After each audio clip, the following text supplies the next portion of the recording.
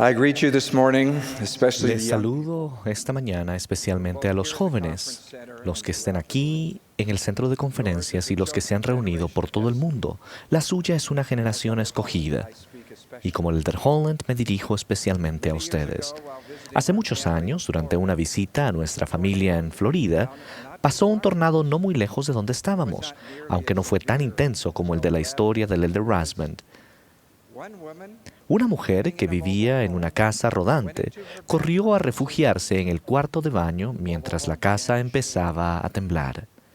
Pasaron unos momentos y oyó la voz de la vecina diciendo: «Estoy aquí, en la sala».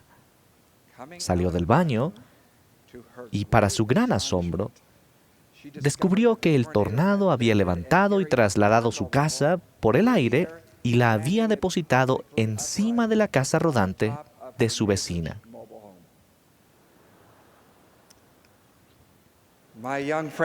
Mis jóvenes amigos, el mundo no avanzará suavemente hacia la segunda venida del Salvador. Las Escrituras declaran que todas las cosas estarán en conmoción. Brigham Young dijo: «En los comienzos de esta iglesia se me reveló que la iglesia se propagaría, prosperaría, crecería y se extendería, y que en proporción a la expansión del Evangelio entre las naciones de la tierra, también aumentaría el poder de Satanás». Más inquietantes que los terremotos y las guerras que se han profetizado son los torbellinos espirituales que pueden desarraigarlos de sus cimientos espirituales y lanzar su espíritu a lugares que nunca imaginaron posibles, a veces incluso sin que siquiera se den cuenta de que se han movido. Los peores torbellinos son las tentaciones del adversario. El pecado siempre ha formado parte del mundo, pero nunca ha sido tan accesible, tan insaciable y tan aceptable. Existe, desde luego, una poderosa fuerza que vencerá los torbellinos del pecado. Se llama arrepentimiento. No todos los torbellinos de esta vida son consecuencia de lo que ustedes hacen. Algunos sobrevienen como resultado de las malas decisiones de otras personas y otros simplemente porque esta es la vida mortal. Cuando era niño, el presidente Boyd K. Packer sufrió la terrible enfermedad de polio. Cuando el elder Dallin H. Oaks tenía 7 años, su padre murió súbitamente. Cuando la hermana Carol F. McConkie de la Presidencia General de las Mujeres Jóvenes era una adolescente, sus padres se divorciaron. Ustedes tendrán dificultades, pero al confiar en Dios, éstas fortalecerán su fe. En la naturaleza, los árboles que crecen en lugares de mucho viento son más fuertes. Al azotar los vientos a un árbol pequeño, las fuerzas dentro del árbol hacen 2 cosas. Primero, estimulan a las raíces para que crezcan más rápidamente y se extiendan más. Y segundo, las fuerzas del árbol empiezan a crear estructuras celulares que hacen que el tronco y las ramas se hagan más gruesos y flexibles para resistir la presión del viento. Esas ramas y raíces, más fuertes, protegen al árbol de los vientos que seguramente volverán. Ustedes son infinitamente más preciados para Dios que un árbol. Son su hijo o su hija.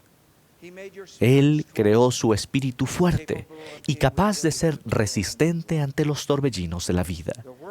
Los torbellinos de su juventud, como el viento que azota el arbolito, pueden aumentar su fortaleza espiritual, preparándolos para los años por delante.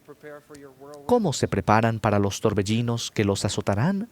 Recordad, es sobre la roca de nuestro Redentor, el cual es Cristo, el Hijo de Dios, donde debéis establecer vuestro fundamento, para que cuando el diablo lance sus impetuosos vientos, sus dardos en el torbellino, cuando todo su granizo y furiosa tormenta os azoten, esto no tenga poder para arrastraros, a causa de la roca sobre la cual estáis edificados.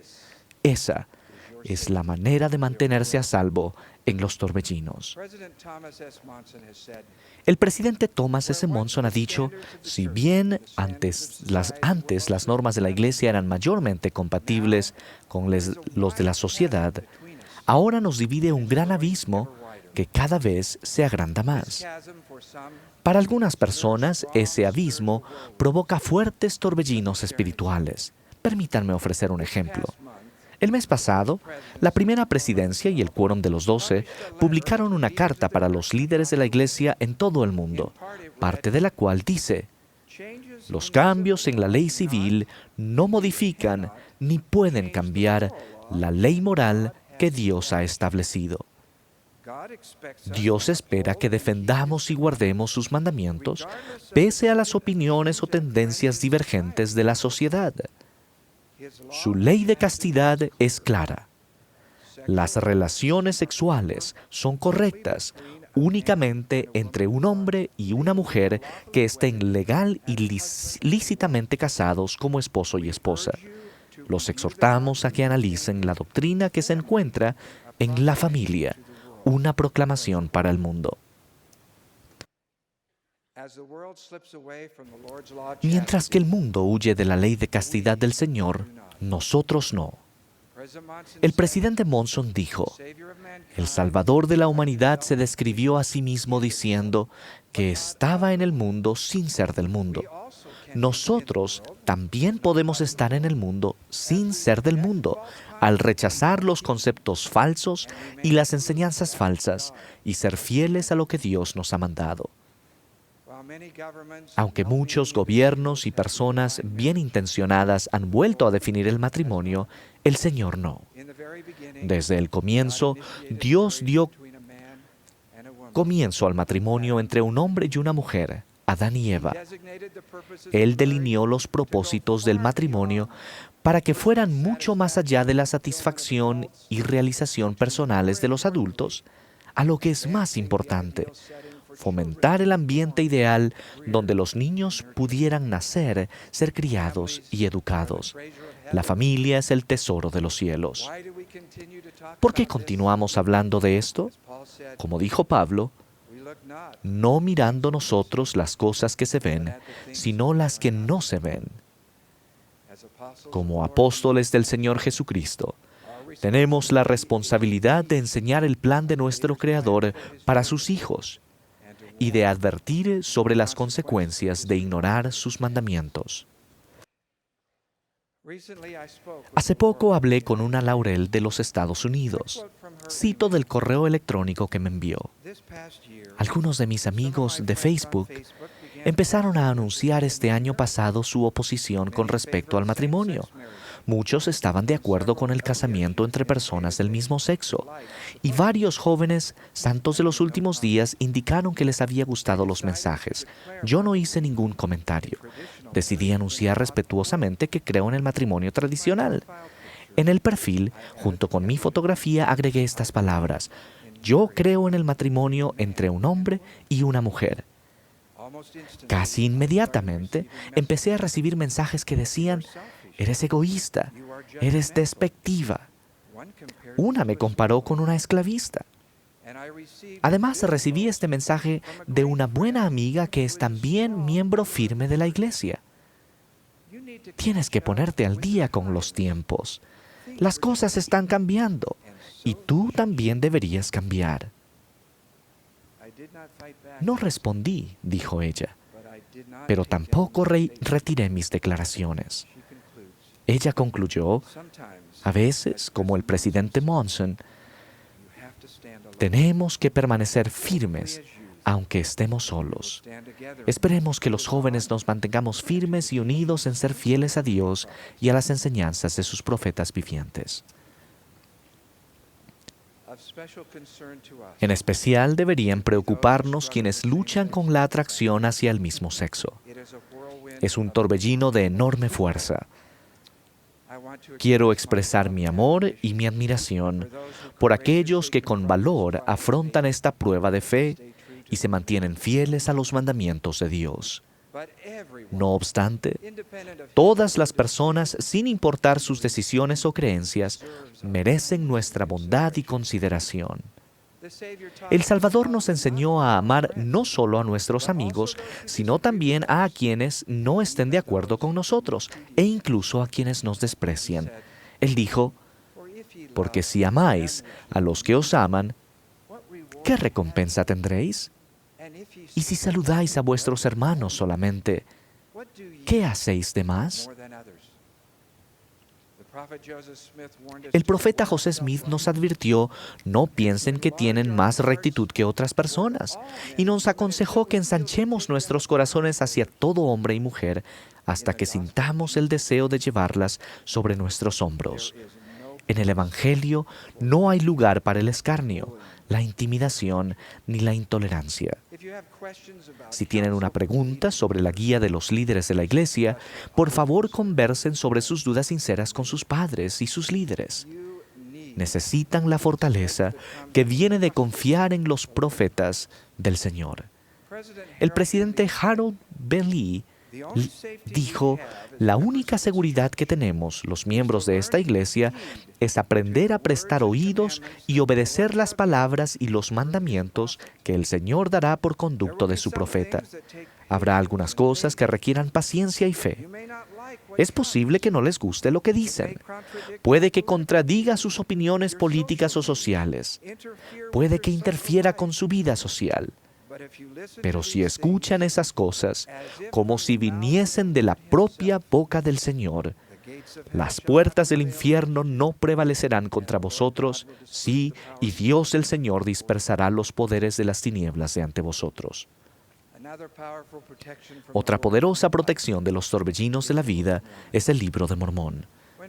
Cuando el presidente Henry B. Eyring era adolescente, su familia se mudó a una nueva ciudad.